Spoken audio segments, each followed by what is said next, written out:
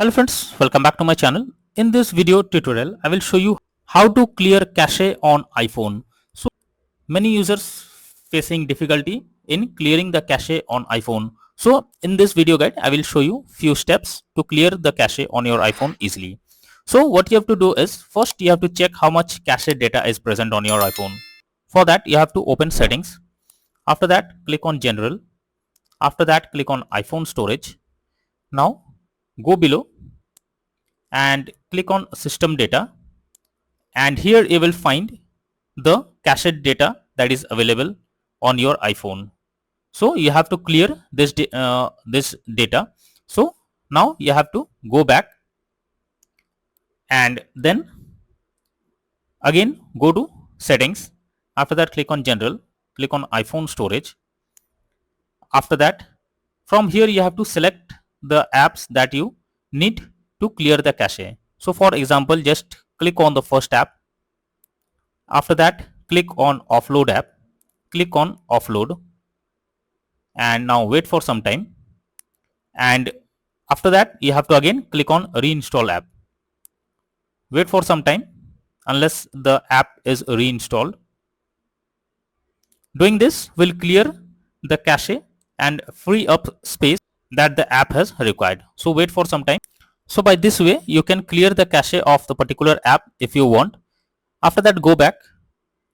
You have to clear the cache of the Safari app, or if you are using the Google Chrome app. So for that you have to go to first clear the cache of Safari. So for that you have to go to the settings. After that in the search option, search for Safari, open it. After that go below, click on advanced. After that click on website data, and here you have to delete the cached data individually or remove all of them. So you can simply delete it individually, or simply go below and click on remove all website data. So after doing this, go back. Now you have to clear the cache of Google Chrome.